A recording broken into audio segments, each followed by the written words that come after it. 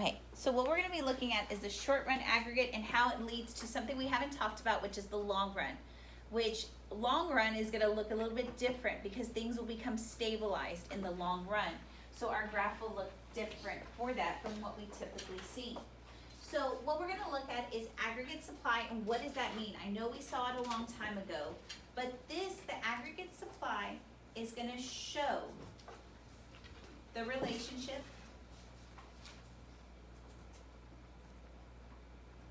between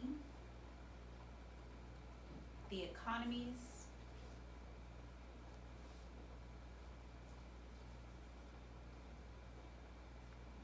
possession, aggregate price level. If I just did PL, y'all know I mean price level. Yes, Okay. And the total quantity of final goods. Why do I have to say final goods? because we can't count here. We count intermediate goods because that would be double counting. And services.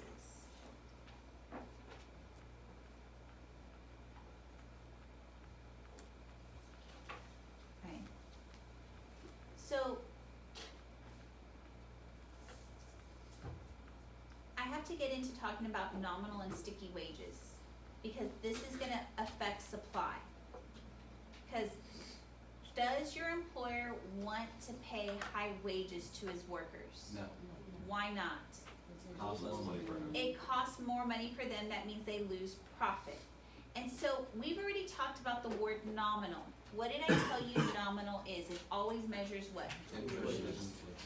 That inflation, It's not right? adjusted for Okay, this is not adjusted for inflation. This is the dollar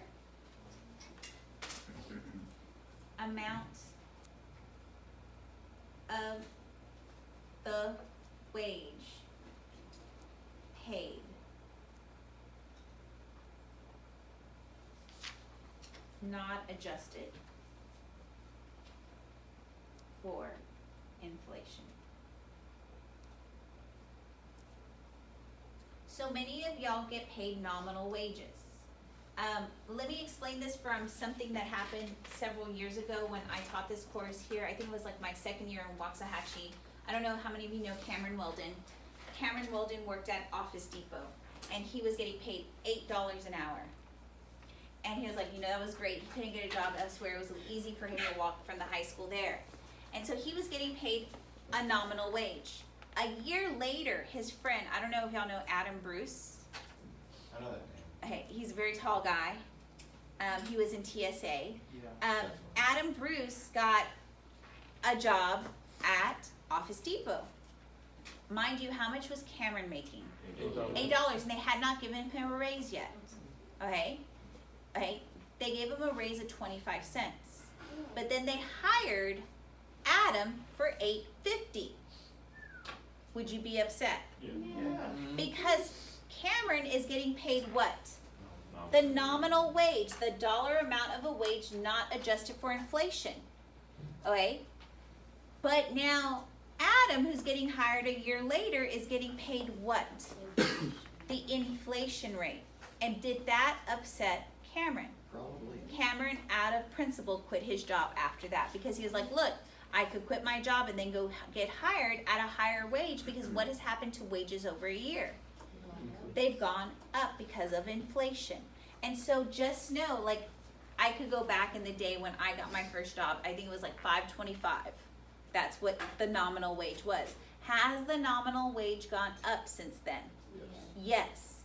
But you have to understand, this is why I've been telling you, when you negotiate your pay raise, you always have to look at what? The rate of inflation and ask for what? More. So now I'm going to talk about what a sticky wage is. You already know nominal. Sticky wage is are what Cameron was experiencing. Okay? It is the nominal wage that is slow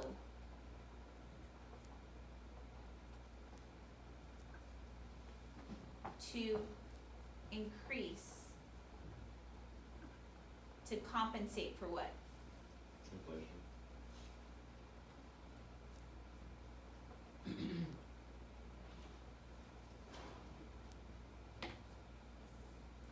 Hey, and it's slow, like even if we have unemployment, right? That they need people to work there, that wage should go up, right? Okay? And if we're having inflation, that wage should go up, but it's sticky, right? It's stuck to where it is. Who had the sticky wage? Was it Cameron or was it Adam? Cameron. Who got the new wage with that inflation in it? Adam. Do y'all get what's going on? I don't know if y'all have ever seen this in your job before. Like my first year teaching, I think the starting pay was like $38,000 when I started teaching way back. But now the starting wage is $52,000. If I was getting paid a nominal wage, right? And that wage, as I went up, was slow to rise. But for those new teachers, did that wage rise faster for them? And a lot of you will see this in your job, and you have to be aware, because does that employer really want to increase your pay? No, because they lose out of profit, and this leads into that aggregate supply curve. And do y'all get the difference between nominal and sticky? Yes. Where do transparent income laws apply? Like transparent salaries? It just depends if you're a government institution. So like, So it's for, only in government? yeah, like so Waxahachie, they put out there what teachers, if you're this many years, it's socialistic, right? Everybody with 15 years gets paid the same amount, no matter if your work goes higher or lower, okay?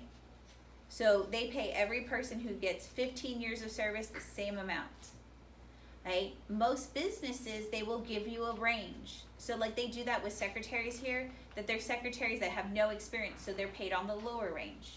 But if there's a secretary with experience, they could go to the higher range. So a lot of companies, when you're talking about your wages with them, because a lot of you will be salary, and you will get to negotiate on base of a range that they're like, okay, we could be here, we could go up to here. So you just have to be aware. Most businesses do not have to publish that. And this is why there's a woman, she writes a book called Lean In, where she talks about how men oftentimes get that higher part of that range, and women often get that lower part of that range. And that's why she was talking about that people should know what the rate of inflation is, what is the nominal wage, and if they get that sticky wage, what to do with it. Because a lot of businesses won't publish it unless they're required to, but not many people are required to. It's only mostly government jobs that are required to post because it's people's money. So that's what most of you will probably be going into the private sector. And so most job postings will post a range. And so it's just for you to know that range and know what your self-worth is, to be like, no, I would like more, and to be able to go and negotiate. Yes. So is the military different on that? Because I know they like a lot. Do it by classifications, E1, E2, E3, E4, and even within that there's a range, and there's a highest part that you could have civilian, and there's a highest part if you've gone in through a military academy. Right. All of that is published within the Department of Defense on their pay ranges based on your skill. You have to take tests to be able to go up in caliber, which also leads to them increasing your pay. But you look at most people in the military, their pay is often a lot lower than they would be in the private sector because they get housing and other things acquired through the military. Yes. And they also separate those by subject too. Yes, they do. Subject, skill, what level it is. So there's a whole, like, it's like a whole, like, book. Because my husband, like, when he left, like, there was a certain level that he was at, but then you would go up, like, within those levels, there was several different tests that you had to take, okay? So it just depends. But do y'all understand that understanding your nominal wage and to see if you have a sticky wage, you have to advocate for yourself, because does the business want to change that? I know we could go into a whole rabbit's hole of this, but do y'all understand what's going on? All right. So we're going to have to graph the short run aggregate supply curve. So this is price level. What do I call this axis? Real deep.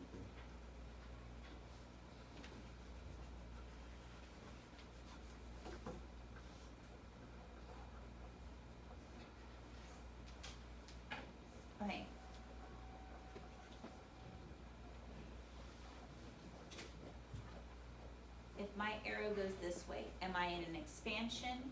Am I experiencing inflation, or I'm in a contraction experiencing deflation? If my arrow goes upward, Expansion. I'm in an expansion, so this shows that I'm in an expansion and that I'm experiencing what? Inflation. If my price level was originally that, and then now it goes up, that is an expansion.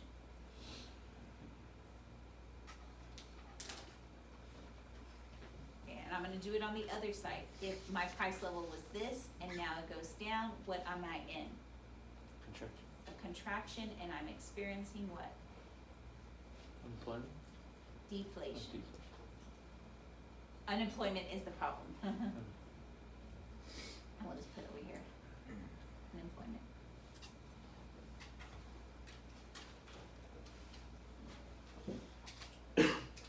Alright, so the next one says, why does the short run aggregate supply curve slope upward? There is a positive relationship between the price level and the aggregate output. There's a positive.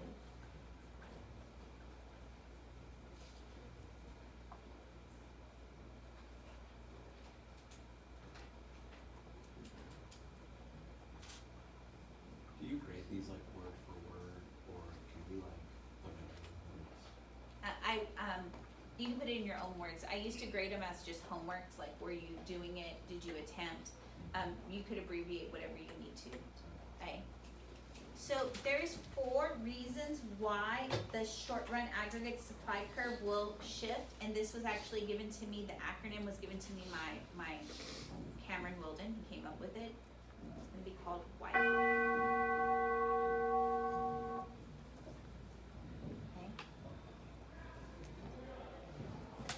Okay, so the first one is wages.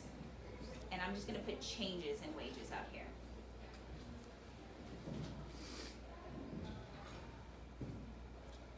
So I'm gonna put left and right again. So when wages increase, which way does that short run aggregate supply curve go? When wages increase, it goes to the left. Oh, okay. Okay, so when there's changes in wages, an increase in wages causes it to go to the left. So the right would be what? A decrease.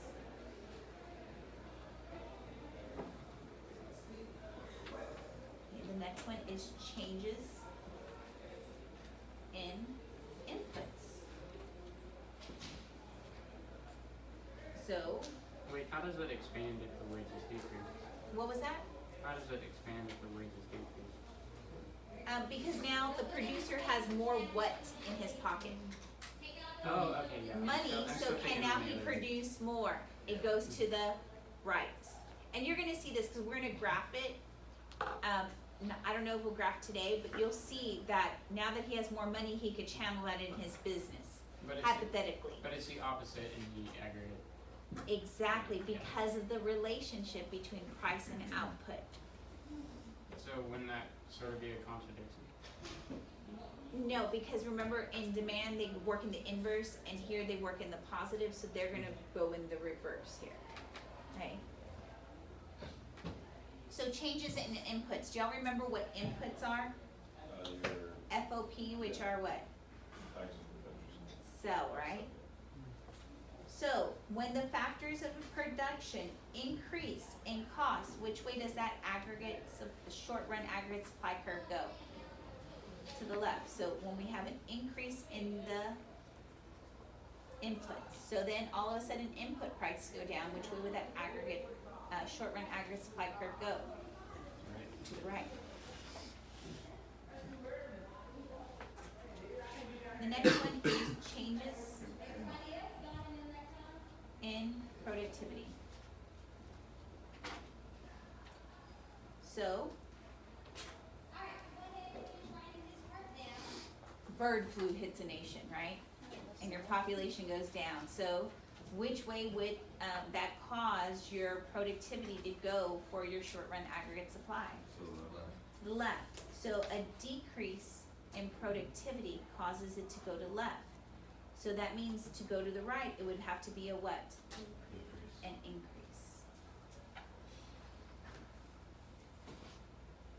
And last thing is changes in expectations.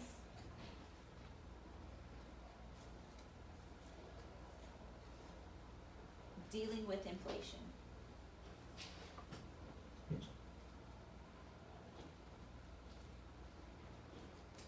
So if the interest rates increase, which way would that cause the short-run aggregate supply curve to go?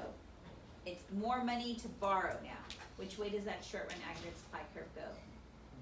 It's very expensive because they increase the interest rates. It goes to the, do they wanna borrow or do they not wanna borrow? If the interest rates go up, they don't wanna borrow, so which way does it go? To the left. So this is it will move to the left if there's an increase in interest rates.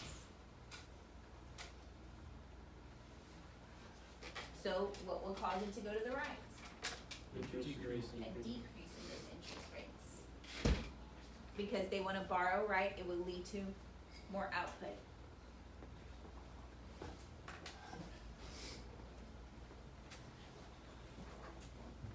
And so, like, I always found when people were doing this as homework, they were like, which way is it moving? I don't get what's going on. I think through the talking of it, are y'all getting what's going on? And we'll start graphing it, okay? So the last thing we have to look at is what is the long run, okay?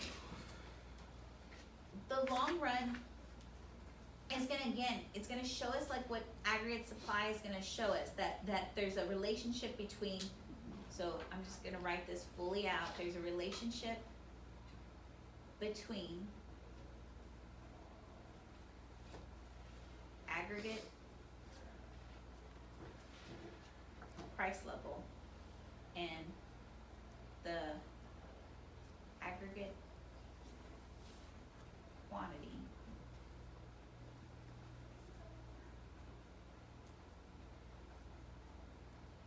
that would exist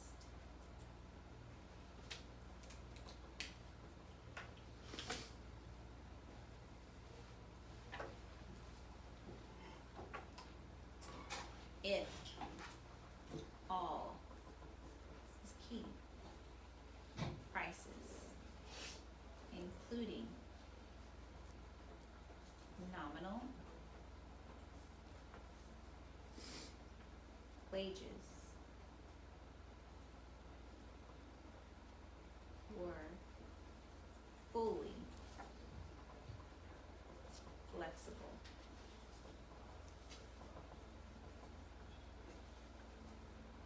So right now, are nominal wages fully flexible? No, they stay there, they're stagnant, right? But this is gonna show us an ideal that all of a sudden inflation goes up and what will happen with your wages? In the long run, do your wages go up? Yes, and this is what the long run aggregate supply curve will show. So like for teachers, they got a 5% increase in their pay. So that would be the long run right there. That's showing me that wages were fully flexible. But in the short run, are your wages fully flexible? Does your boss come to you, they're like, oh, inflation was 3%. Let me increase your pay from this week to next week. No, but in the long run, are your wages? A lot of your employers were gonna say you get this because of longevity, or you get this because of your work ethic or what you've done. But a lot of times that they're keeping up with this long run, making those wages fully flexible. So this curve is gonna look a little bit different, okay? So I'm gonna graph it on the back. Was anybody still copying that definition? Okay, I'm gonna graph it on the back side. Here's my price level. Here's my real GDP.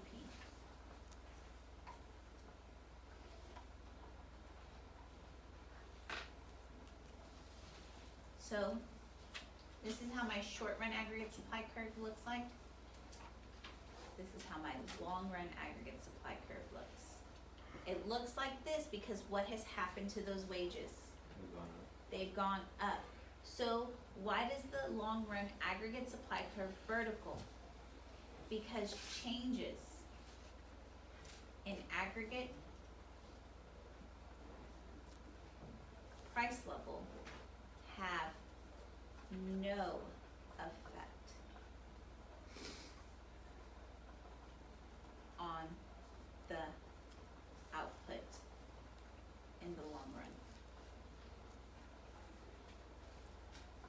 So we're looking over this over the long run, that we will see people's wages go up, right? This is called the wage price spiral. Do y'all remember that?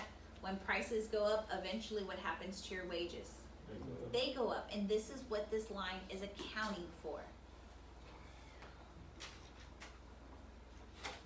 Okay, So, long run is more accurate. yes.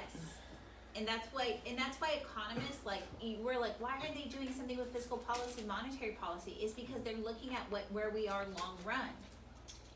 But the problem with that is that gonna slow the process with dealing with the problem.